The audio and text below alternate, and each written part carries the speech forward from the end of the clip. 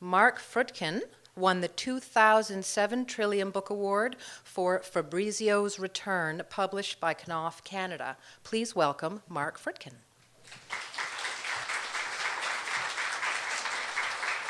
I wanted to begin by saying that we have a feast of wonderful writing in Canada and particularly in Ontario, and I'd like to thank the Trillium people and all the other groups that give out awards that bring this great writing to the public's attention. So I'm going to read tonight from my novel that won the Trillium, Fabrizio's Return. It's set in a northern Italian city called Cremona, which was the birthplace of Antonio Stradivari, of the Stradivarius violins. And it's set in the 1600s and 1700s, separated by a space of time, 76 years, which is the time that separates the appearances of Halley's Comet. And so in the early portion, we have the saint, Fabrizio Cambiati, a candidate for sainthood. And in the later part of the 1700s, we have Michele Arcenti, a devil's advocate. Now, a devil's advocate is a Jesuit canon lawyer who is responsible for basically digging up the dirt on candidates for sainthood. And so this devil's advocate is coming from Rome up to Cremona to start his investigation. 1758.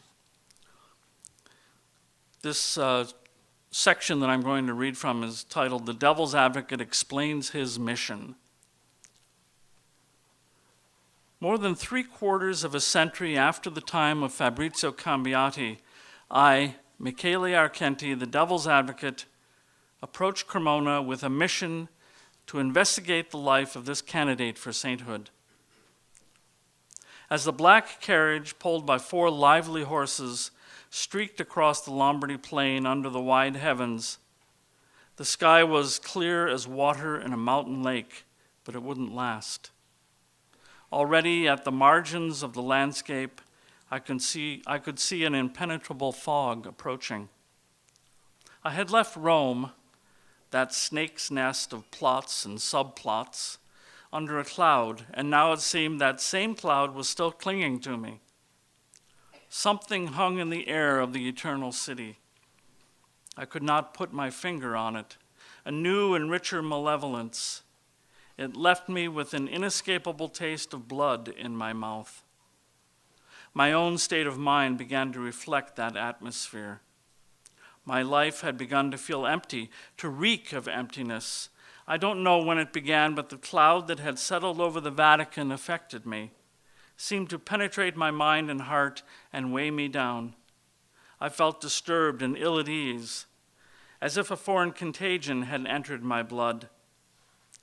Everyone either despises or fears a devil's advocate, and I was growing tired of it. Even before Cardinal Caccio's comment in front of the assembled curia that I was looking exhausted. But as devil's advocate, I had my duty to perform, and perform it I would. I began to wonder if I was clinging to my duty as the proverbial drowning man clings to a piece of driftwood. The common people expect me, as the devil's advocate, to be not only intelligent but wise, with the ability to see into souls and minds, no matter how shadowed. But I have learned that there is much I do not understand, and I will never understand. Why is it, for example, that strange weather often accompanies inexplicable events? I do not speak of the rain of toads, or the green tongues of fire, or the black snow that those ancient weak-lipped failures, the alchemists, whisper about, but weather that is odd enough in its own way.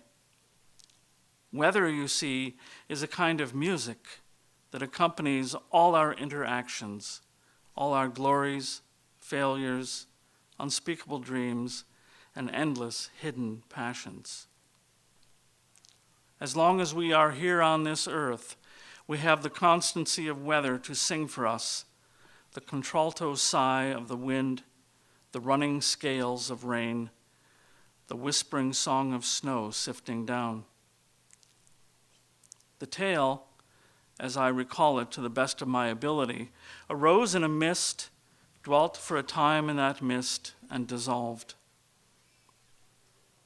The sun broke through on occasion, if I am remembering correctly, and near the end we had several bright sunny days in stark contrast to the dark events of that time. You see, I am trying to tell the truth as I recall it, but that will be a more difficult task than anyone could imagine.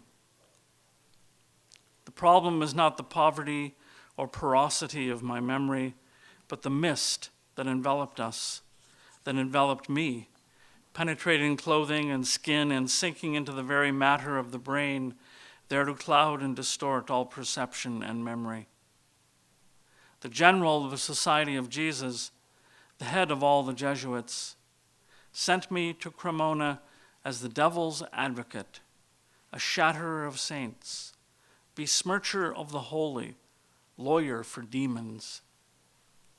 Oh, I found the holy there, alive and radiant as the most sublime music, and I found evil as well, a stench that afflicts me still, causing my nostrils to slam shut, along with my eyes and ears, and most tellingly, my heart.